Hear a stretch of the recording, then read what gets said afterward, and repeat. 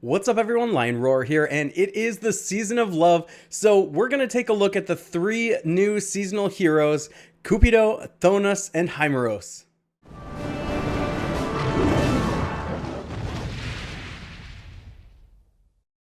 But first, download Gemstone Legends, a mobile RPG puzzle match game. Use the link in the description to start with free stuff, including a bonus hero. Alright, so Cupido is a 5-star fire hero of the Ranger class, and I am loving the flavor of this Empires and Puzzles. Good job with the art and the name and the color and the fact that it's a Ranger's pretty cool. And even cooler than that is this Cupid family special. So let's read through this because this is quite unique. Cupid family supports other families and realms. Solo heroes get plus 20% increase for any healing received. Team members are solo heroes if they have no family or realm members in the team. Again, I'm loving the flavor text on this because if you have any heroes that are going it alone, they don't have any family members, then Cupid shares the love and gives them some healing. It's so cool. And then, of course, there's an event hero bonus here as well. Also, there's a passive resist special skill blocking. This character has innate resistance against status ailments that block special skills. That's interesting because it has to do with his special in that Cupidos can't affect each other. But Cupido also can't be controlled by any other heroes that have controlling specials. We'll talk more about that in a moment. Let's take a look at these base stats. All right, max power preview is on. 991 attack, 945 defense, and 1722 HP. Those are all pretty good stats. He's definitely beefy and going to be hard to kill. With 991 attack, he's also going to deal damage. If we turn that off, 826 attack, 786 defense, 1487 HP. Love Conquers All is the special at average speed, which remember you can make functionally fast by adding a mana troop of a particular level. Remember there's like 2 mana troops now. Deals 295% damage to the target and nearby enemies. So, I mean, that's fine damage, but do remember, I've brought this up before.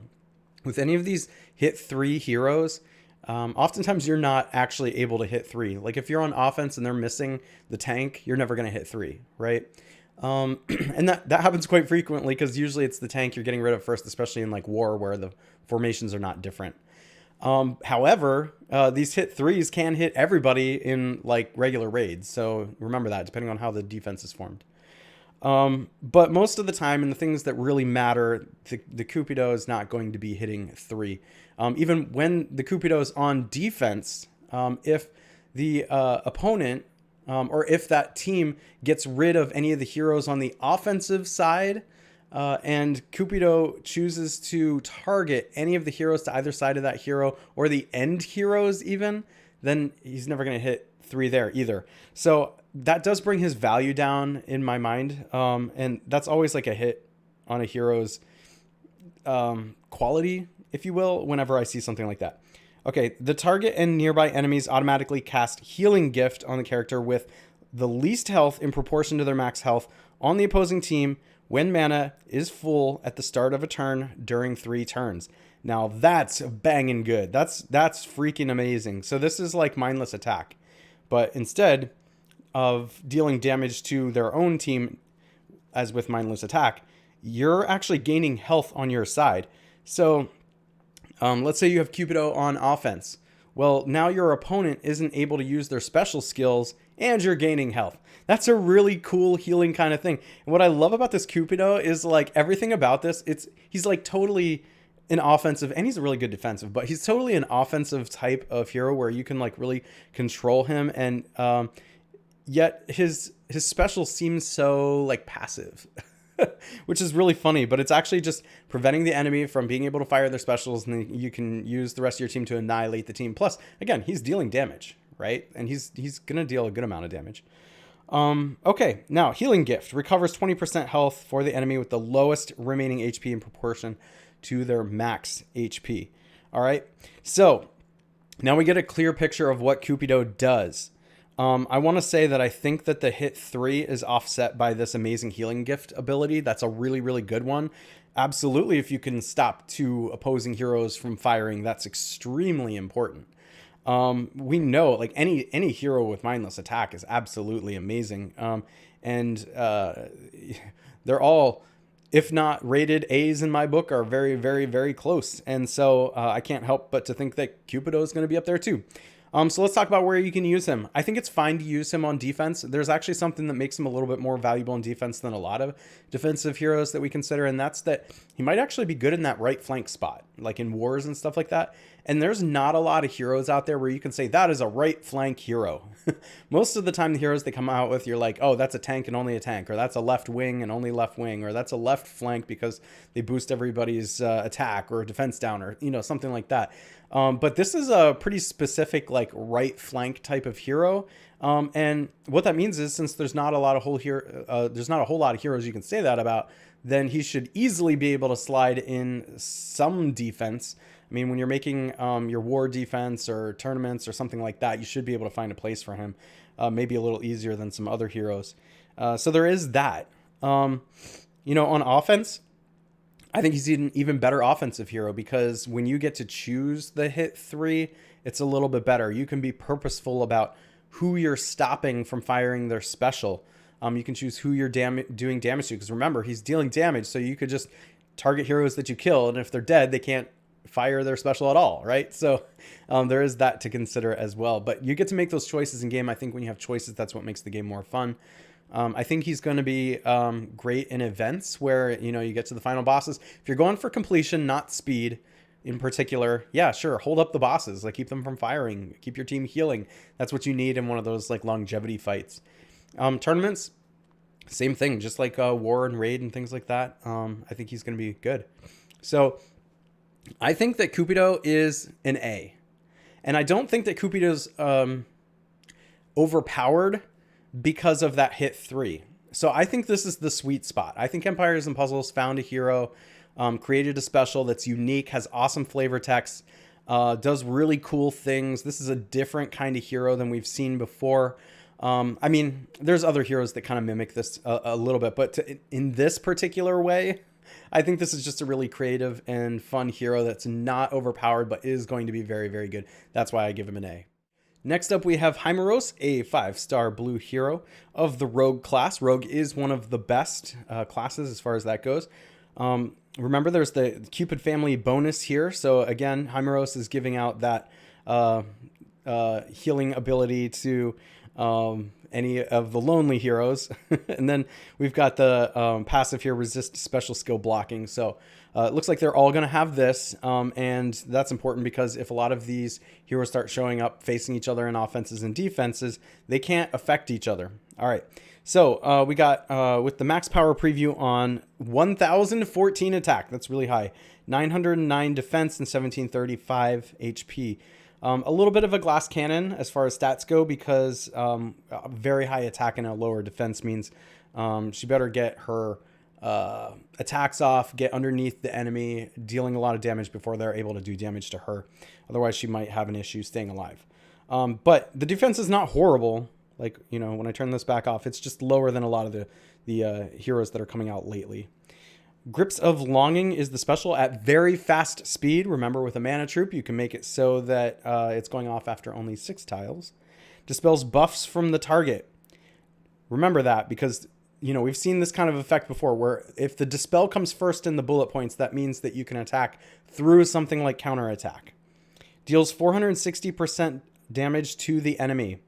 The caster and nearby allies' special skills deal an additional 40% damage for 3 turns. So this is a really, really interesting sniper. And in fact, we never used to see the very fast snipers dealing this much damage. So the fact that like you could potentially set her off twice in 4 turns, not even considering cascades that could happen that could make her go off even faster, maybe like on turn 1 or on turn 3, maybe she'll have gone off twice. But we found this effect to be very useful in the past for getting through things like taunt, if it can be dispelled, through getting through counterattack and stuff like that. So it is useful. I would say this is more of like a toolbox type hero, though. In this day and age, it's really, really hard for snipers to be good. But if they can power through and do something useful and kill a hero that's ultimately what you're trying to do, I just think that snipers are going to have a real hard problem. We've seen this effect before. This is not unique. There's a bunch of heroes that have this. We kind of know what's going on. There is just a little bit of extra buff here as far as the caster and nearby allies dealing 40% additional damage for 3 turns. So, that's effective. If you flank her, like let's say you're on offense and you flank her with heroes that have big AoE damage, then that could potentially be devastating. So there is the potential for some synergy here, even though she's the one that's sniping, for her to make your AoE heroes even better. So I do want to allow for that kind of thing. Her on her own is probably not super powerful. Very good, but not super powerful. But then when you start pairing the AoE heroes with her, that's what makes her really good. So where would I place her on defense? Like usually you put a sniper in the wings, but if you want to take advantage of that 40% additional increase to damage, like she could be a flank. But like I said, she's just a little, like the defense is not as high as I would like to see. So she could potentially die easy too. But for the second time in as many heroes, maybe right flank is the place for her. She is a rogue, so she's going to dodge special skills. It's hard for the tiles to hit her in that slot. You want to have a hero over in the left flank that's going to like increase attack or decrease the opponent's defense or something like that. Then you want her to go off in the right flank so that either the tank and the right wing, which usually is a big AoE hero, is going to come in and just clean up. So on defense, that's where I think you could potentially use her. The dodge does always just frustrate people. They try to kill her and she just stays alive and doesn't take any damage. On offense, I think she has even more use. So again, another more offensive tool where you can kind of pick and choose what you're doing with this. And absolutely where you're going to line up your heroes to take advantage of that 40% increase of damage. So I think that she's a relatively good sniper in that she's making the rest of the team, not the rest of the team, but at least a couple of other heroes around her better. So I'm going to give her an A- because I think she's useful in raid defense, probably even better on offense. Same thing for wars and tournaments. And then, maybe not quite as much in events. As far as the Titan goes, like typically you're not necessarily bringing a hero like this against the Titan, but that 40% increase to damage is kind of cool if you flank her with heroes that are dealing a lot of damage. So those are my thoughts on that. It's just really hard to have sniper heroes these days that are just straight up A's because they don't impact the board enough. But she does impact the board more than a lot of snipers these days. And finally, we've got Phthonus, who is a 5-star purple hero of the wizard class, and also gets that Cupid family bonus supporting other families and realms. And then the passive here also is blocking special skills. So all that's the same with the max power preview on. We've got 974 attack, 922 defense, and 1774 HP. That's all pretty average. When we turn this off, that's 803, 788, and 1534 respectively. Potions of Covetous Desire is the special at slow speed. Y'all know, if you've seen my videos before, that the further we go down the road in Empires and Puzzles, the less and less I like slow heroes, just because there's so many good, very fast, and average speed heroes.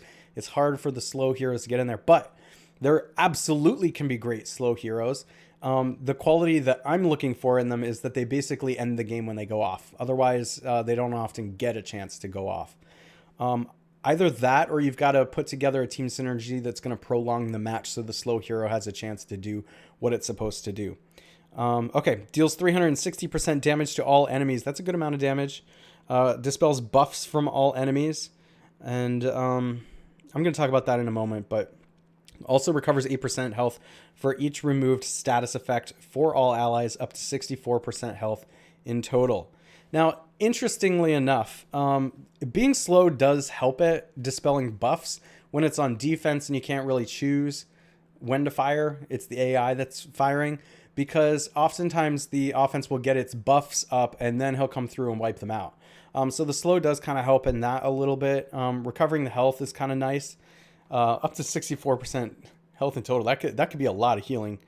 But I don't know that this ends the game. Like, there's nothing about this. It's not like, everybody's getting mindless attacked, or, what would have been really nice if, like, healing gift was put on everybody for just like maybe 2 turns or something. But anyway, that's just, you know, we can't change that now. Like, this is the hero we got, right? So I'm not seeing anything too particularly powerful here. You know, it's a normal kind of run-of-the-mill type of hero. I don't think it's bad. He does deal a lot of damage. It's just gonna be hard for him to go off a lot. At least the special setup to do okay on defense. It's gonna be really hard to get him to go off on time on offense. And also another problem is as soon as you finally get him to go off, like the other team just, you know, cranks their specials again and they go off. So, you know, we've seen this effect before. This is not a unique hero. This is not a unique special, other than maybe the healing gain. But I just think that this is a hero that's not going to make a big difference. It's not that game-ending hero. So for that reason, I'm going to give Phthonus a C. Because he's fine. And he can be one of your best heroes if you're a newer player and you get him. Like, don't be sad. Level him up and play with him. He'll still be fine, especially if he's one of your strongest heroes. He'll be fine on offense. He'll be fine on defense. You know, there's probably not much use against the Titan, but maybe in events where you can power through, like hitting everybody is really valuable in events because you want big AoE damage there. So, you know, there is that.